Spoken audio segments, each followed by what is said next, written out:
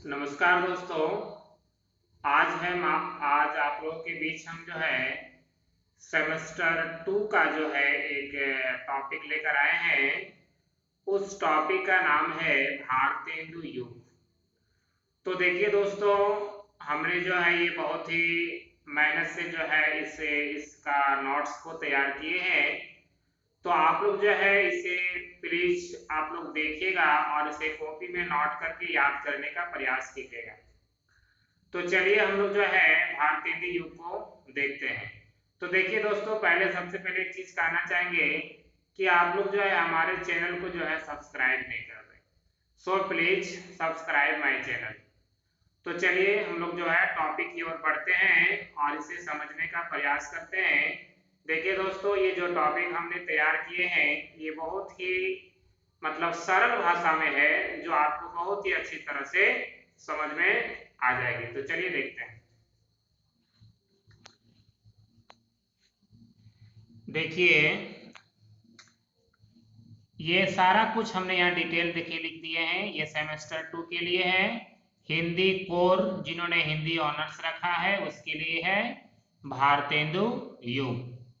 तो देखिए दोस्तों, इसका समय सीमा है 1850 से 1900 तक। ठीक है, तो चलिए हम लोग जो है इसके बारे में आगे देखते हैं। देखिए क्या है, भारतेंदु युग को आधुनिक हिंदी साहित्य का प्रवेश द्वार माना जाता है। कहने का मतलब हिंदी साहित्य जो है, ठीक है, हिंदी साहित्य में भारतेंदु युग जो है सबसे महत्वपूर्ण भूमिका निभाया है। भारतेंदु युग, ठीक है, क्योंकि भारतेंदु जी के नाम से ही इस युग का नामकरण जो है किया गया है। ठीक है, भारतेंदु के नाम से ही, भारतेंदु के नाम से इस युग का नामकरण भारतेंदु युग जो है किया गया है। ठीक है, इस युग का समय सीमा यहाँ पर भी लिख चुके हैं, यहाँ पर भी लिख दिए हैं, 1850 से 1900 ईस्वी तक माना जाता है। और देखिए इसके बाद क्या है, इस युग में प्रमुख कवि जो है कौन कौन हुए हैं। ठीक है, तो सबसे पहला कवि तो हो जाएगा भारतेंदु हरिश्चंद्र, फिर है बद्री नारायण चौधरी प्रेमघन, फिर प्रताप नारायण मिश्र है, फिर ठाकुर जगमोहन सिंह है, फिर अंबिका दत्त व्यास है, और राधा कृष्ण दास है, और बाल कृष्ण दास, और बाल मुकुंद गुप्त आदि। तो दोस्तों ये क्या है, ये भारतेंदु युग के प्रमुख कवि हैं। और ऐसे बहुत सारे कवि हुए हैं, लेकिन प्रमुख अगर कहा जाए तो यही सब जो है, इतना जो लिखे हैं ये सब प्रमुख हैं। ठीक है, तो देखिए अब क्या है, इन सब कवियों की कौन कौन सी विशेषता रही है, क्या क्या भारतेंदु युग में जो रचनाएं हुई है, इस रचनाओं में इन कवियों का क्या उद्देश्य है, कौन कौन सी विशेषता है, उसको हम आगे जो है यहाँ लिखे हैं। सो चलिए हम लोग जो है इसको देखते हैं। देखिए क्या लिखे हैं, भारतेंदु युग के इन कवियों का अपना भरपूर समय जो है दिया है। कहने का मतलब भारतेंदु युग में ये सब जितने भी कवि हैं इन्होंने अपना भरपूर समय जो है दिया है। इसमें भारतेंदु हरिश्चंद्र का जो है योगदान सबसे ज्यादा, यानी सबसे सराहनीय है, यानी सबसे ज्यादा योगदान रहा है भारतेंदु हरिश्चंद्र का। इन्होंने 35 साल तक की आयु में, यानी इसका उम्र जो है दोस्तों बहुत कम रहा, ये 35 साल तक ही जीवित रहे। और उसी दरमियान इन्होंने जो है अपने इतिहास में जो अपने हिंदी साहित्य को बहुत आगे जो है पहुंचाया। आयु में हिंदी साहित्य में जो बदलाव किए, शायद ही अन्य कवियों में ऐसा बदलाव किया है। भारतेंदु जी के भरपूर योगदान के कारण ही इस युग का नामकरण जो है भारतेंदु युग रखा गया है। देखिए दोस्तों, जितना भी हमने ये नोट्स तैयार किए हैं ये सारा जो है हमने अपनी सरल भाषा में लिखे हैं, तो आपको उम्मीद है ये बहुत अच्छी से समझ में आ जाएगी। आगे देखिए क्या है, ये हो गया, ये थोड़ा सा हमने ये भूमिका रखी। उसके बाद क्या है, भारतेंदु युगीन कवियों की मुख्य विशेषताएं क्या क्या रही है उसको हमने आगे लिखे हैं। ठीक है, तो देखिए क्या है, राष्ट्रीय चेतना या देश प्रेम देशभक्ति की भावना, यानी भारतेंदु युगीन जितने भी ये सारे कवि हुए इनकी मुख्य विशेषता क्या रही, भारतीय इसकी मुख्य विशेषता रही राष्ट्रीय चेतना, ठीक है, और देशभक्ति की भावना। तो देखिए इसके बारे में हमने यहाँ पर थोड़ा सा लिख दिए हैं इस युग में राष्ट्र प्रेम की प्रधानता को महत्व दिया गया है।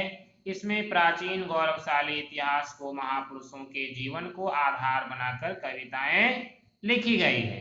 साथ ही अंग्रेजों की, देखिए, अंग्रेजों की दमनकारी नीति का काव्य के माध्यम से भरपूर विरोध किया गया है।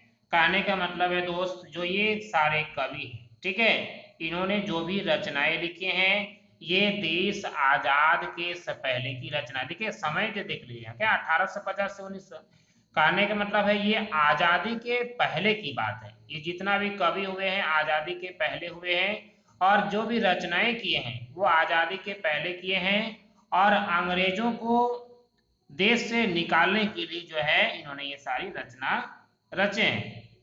भारतीय के अंदर जो है मतलब भारतीयों में देश प्रेम की भावना जागृत होगी, तभी ना अंग्रेज जो है इस भारत से जो है खदेड़ कर उन्हें मतलब बाहर निकाला जा सकेगा।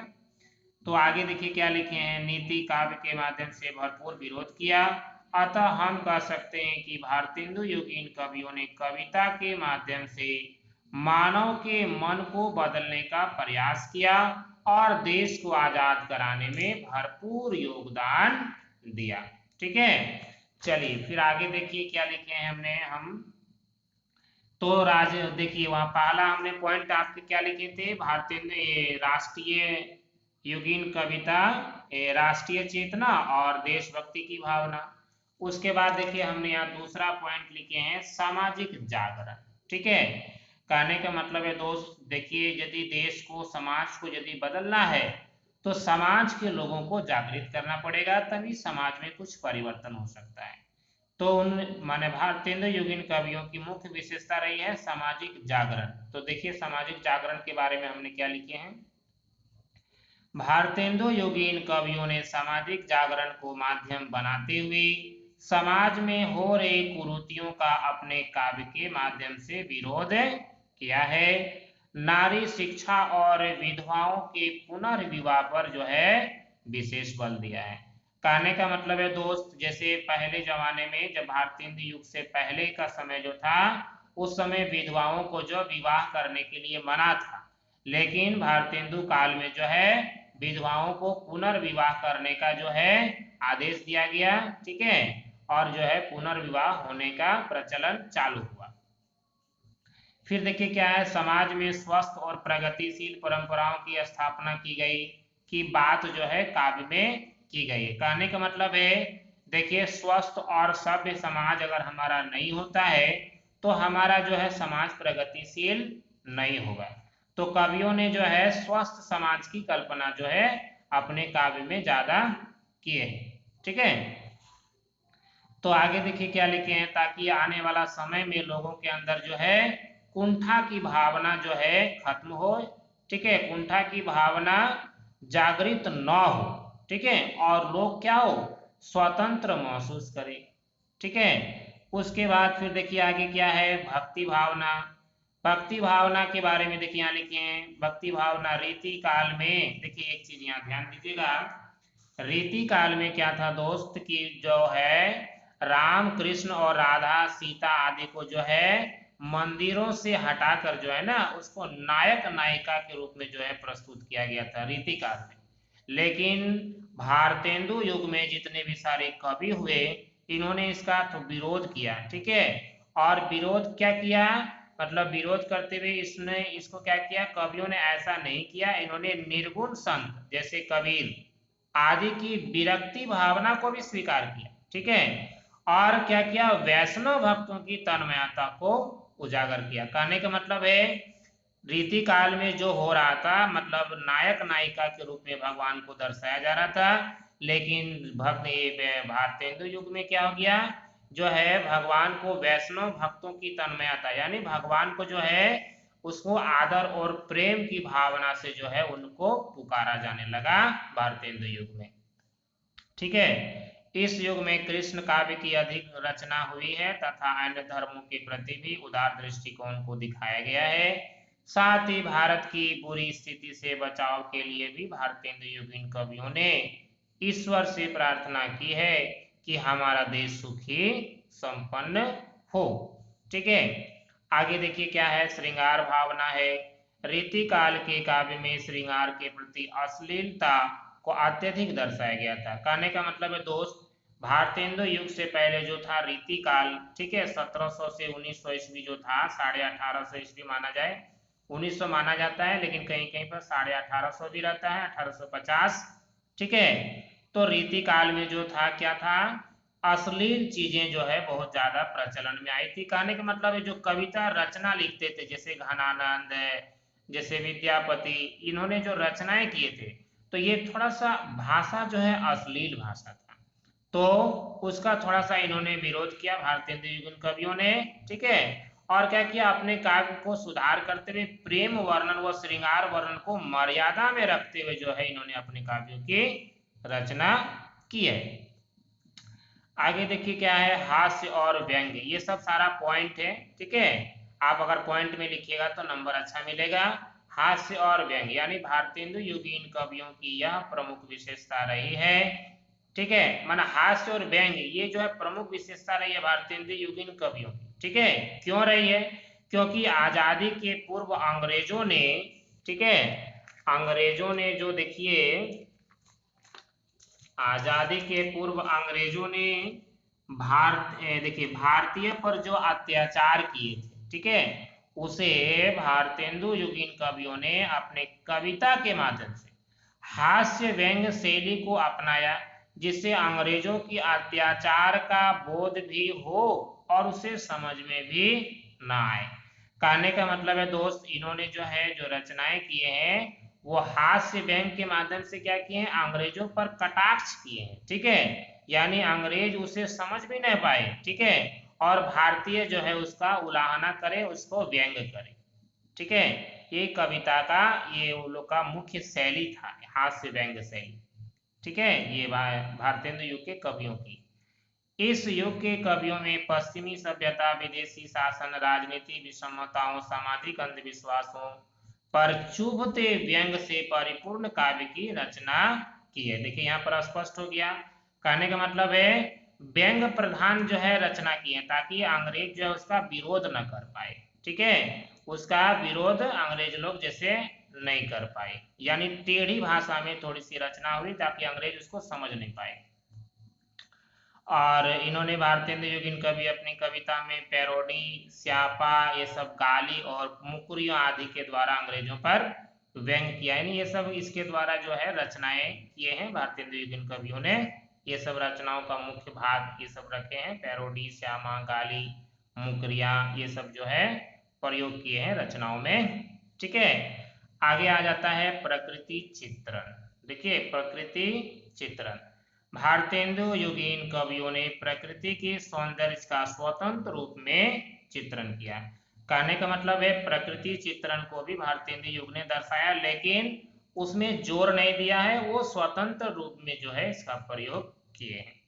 प्रकृति के आलंबन, आलंबन मीन्स होता है आधार बनाकर, प्रकृति को आधार बनाकर, ठीक है, श्रृंगारी भावनाओं की प्रधानता में इन्होंने महत्व दिया। कहने का मतलब प्रकृति को आधार बनाया और जो है श्रृंगार की रचना किए, ठीक है। प्रकृति को आधार बनाकर श्रृंगार की भावनाओं की प्रधानता को इन्होंने महत्व दिया है। आगे लास्ट पॉइंट है, ठीक है, यह है भाषा या कला पक्ष, ठीक है। कहने का मतलब है देखिए दोस्त, यदि हम किसी को यदि बदलना चाहते हैं, ठीक है, तो सबसे पहले तो हमें एक चीज ध्यान देना होगा कि उसको पहले किस भाषा में जो है हम उससे बात करें। तो सबसे प्रमुख बात है हमें उससे मातृभाषा में ही उससे बात करना होगा, तभी उसे समझ में आएगी। तो ये था इनका मुख्य उद्देश्य था कि उन्हें मातृभाषा में ही जो है रचना किया जाए, ताकि लोगों को समझ में आए और लोगों के अंदर परिवर्तन हो, ठीक है।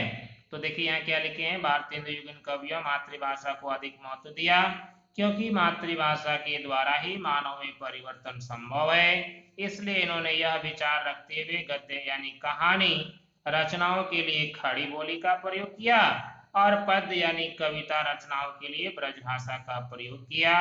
मुख्य रूप से मुक्तक काव्य की रचना हुई। इनकी कविताओं में छंद, छंद में देखिए क्या है, दोहा है, चौपाई है, सोरठा है, रोला है, हरिगीतिका, घनाक्षरी, सवैया, कवित्त आदि आदि आदि का स्वाभाविक प्रयोग हुआ है। इनके काव्य में अलंकारों का भी प्रयोग हुआ है।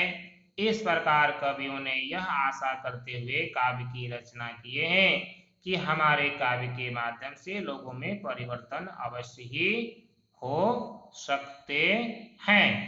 तो दोस्तों ये था आप लोगों को, ठीक है, ये भारतेंदु युग से संबंधित एक टॉपिक। उम्मीद है आप लोग को समझ में आई होगी।